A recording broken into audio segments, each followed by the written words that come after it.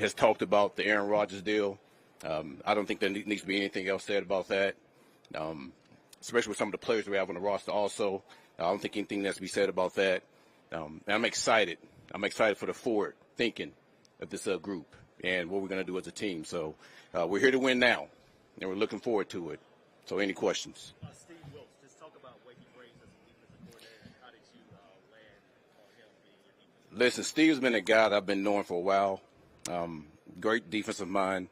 Been a head coach, somebody I can lean on when I need questions about being a head coach. And he's going to do a hell of a job for us. Aggressive, sees the game exactly like the way I see it when it comes to defense, and that's one of the reasons why he's my defensive coordinator. Aaron, is it your belief that Tyrod is probably going to be your week one starting quarterback this year? Is that fair? Well, we can't say that. We haven't had free agency. We haven't had the draft. Listen, Tyrod's a good player. We know that. I think he's won almost 50% of his games. So he's a guy that's been around this league for a long time. So to answer that question, it's hard to because the draft for free agents haven't came yet. When you're evaluating these rookie quarterbacks, like what are some things you're looking for? We're looking for winners. We're looking for winners. Are you confident that you can find a better quarterback than Aaron Rodgers for 2020? We're confident we're trying to win games. So that may be, it is what it is. So, and that's it. And the thing is, I don't want to disrespect any of the players we have on our team. And it kind of pisses me off and some of the other players that's what we all talk about. You have Quentin Williams, you have Quincy Williams, you have AVT. Now you have Joe Tippmann. All those guys need to be respected as far as winning games also.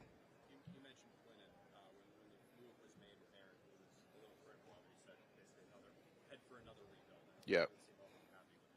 Have you talked to Quentin? Yes, I have talked to him. And listen, I understand the reaction of the players, but I will say this. Every decision that me and Mooch make is to win and to win now. So I understand it, but again, listen, this is not going to be the last decision I make, right? That's going to upset some people. And that's okay, right? But as men, we talk about it. We make sure we keep it in house that we're going to continue to do. What do you think Jordan's strategy is that? How important is it to bring in competition with Tyrod? We're going to bring in competition at every position. It's not just the quarterback position. That can be D tackle, DB, linebacker, doesn't matter. The nature of this game is competing, and we're going to do that at every position. Aaron talked about a certain type of player. What is the player, the type of player that you? I know you said winner, but is there anything? We're looking for smart, tough, aggressive, and resilient players. All right, we're going to do everything we can to find those guys. And listen, you can find them in all different spots, small schools, big-time schools, trades. Wherever we can find them, we're going to try to bring them on this team. What did you learn about Tanner Engstrand over the years? Just what made him be the guy that you wanted to be? Very, very smart. Was a huge part of that Detroit Lions offense. Listen, I know Ben Johnson got all the credit, but there's a number of people that were around him, including Steve Heighton, who I also have on the staff also. So he's going to do a really good job for us. He was the passing game coordinator there, and it's time for him to be a coordinator, right? He's paid his dues. He's a hell of a coach, and he's done a good job for us in Detroit. He's going to do a good job for us here. You got Aaron in New York, obviously, just like the team where Jameson Williams was there. Say it one more time. You got Garrett Wilson here. You just like the team where you have Jameson Williams. As a DB guy, these Ohio State receivers, DB guy from your standpoint, what stands out about those guys? The Ohio State receivers? That makes them so ready to go. Well, apparently the coach has done a hell of a job because they keep getting drafted. So, who I know very well. But listen, they have a pipeline of those guys. They're going to do a good job of actually going to get those guys out of high school. So, a lot of credit to who scouts those guys and the receiver coach there. And I don't think it's going to change anytime soon, especially if they continue this pipeline of receivers that keep coming out of there. We're looking for good players. When those guys are coming out in the NFL draft, and you see Ohio State, do they maybe jump up the board a little bit more simply because of what the board is doing? Listen, it doesn't matter where you're at. If you're a good player at the receiver position, man, we're going to do everything we can to get you on this team. That's what we're about, trying to get good players. Is quarterback the most important position? Listen, that's what you hear.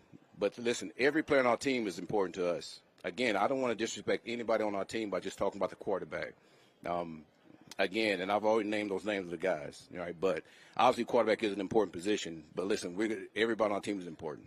Sauce Gardner expressed his desire to want to stay with the Jets long term. Yeah. How important is it to keep those young players in house? I keep saying this, man. We're trying to keep good players on the Jets, right? That's the way to win games. Hey, Aaron, Yep.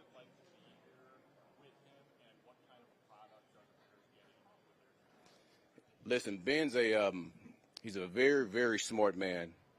He knows the offense inside and out. The other good thing about Ben is he understands defense also. So for him to get a chance to attack other teams, that's one thing he looks at quite a bit. That's how the defense, and especially the way they maneuver with receiver motion and things like that. So, listen, that's going to be continue to be a tough division that he's in. Listen, all four of those teams are good teams in that division. So, I look forward to seeing how he operates there.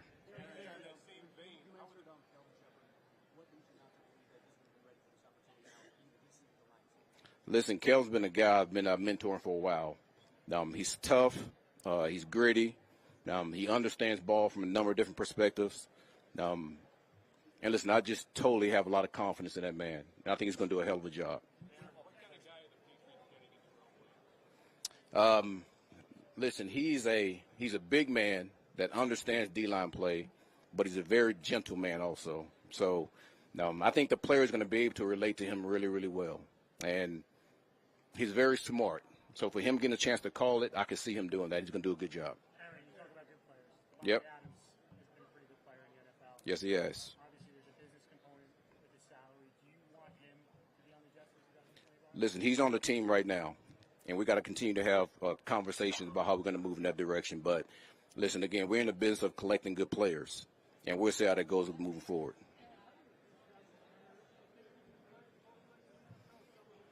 Say that one more time.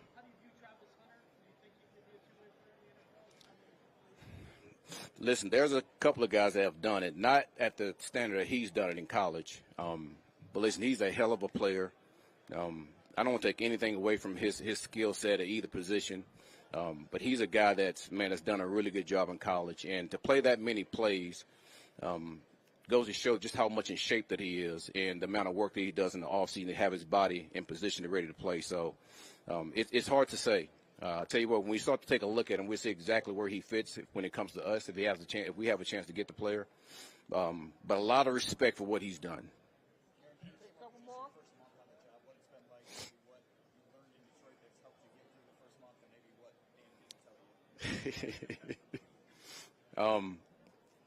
Listen, I think the most enjoyable thing was getting the coaching staff. And here's what I will say in that. Because there's so many coaches out there that everybody wants you to get, and there are all these names. But I'm a huge believer in getting the guys that's right for the job, and right for the job for us. So listen, if the guys don't have all the big names that everybody wants, they are a hell of a coach. You can find them anywhere. Division II, guys high school, other coaches that are assistants of other teams. And that's what I did. And it took a while to do that. And I want to take a while because I want to make sure I get the right guys. And I said this before. Compatibility is just as important as coachability because you want guys that can actually coach together. Whatever my weak spots are, somebody can help me with those weak spots. And that's vice versa along the coaching staff. And I did everything I can to try to make sure I do that. And I think we have an outstanding coaching staff. They're going to do a hell of a job for us. It's just like going to get players. I want guys going to help us be able to win. Right? And that's what this coaching staff is going to do for us. Say it again. Well, here's the funny thing is I didn't talk about a run concept or a pass concept within the first 3 weeks of the job. Everything else we talked about. So, but that's okay. I understood that. And again, man, this has been an outstanding process this whole month.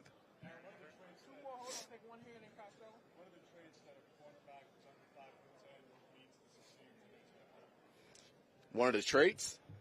Well, first of all, speed is what everybody's looking for. Exactly what I'm looking for.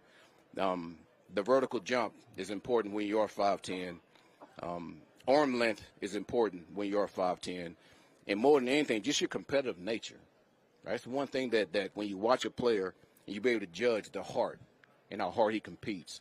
And a lot of times that overcomes a lot of size. So, and there's a number of guys in this draft, all right, that's at that point. So we're going to continue to look at that.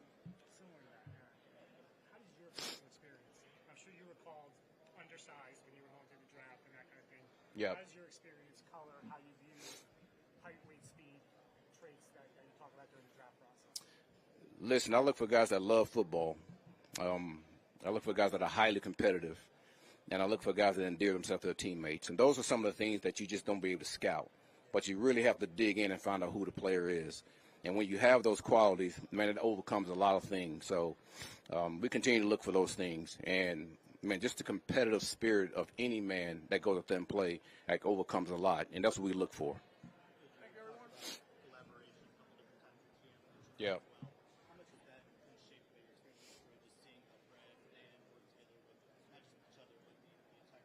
Well, not just in Detroit, you just start to see that across the league in general. And a number of the teams that are doing a good job, that are successful, have that collaboration.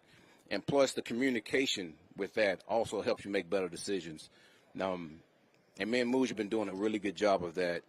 Also with the ownership group. So, and we're going to continue to go that way because it works. And again, we just saw it in Detroit, and we're taking that model right here with the Jets. And I mean, I look forward to it.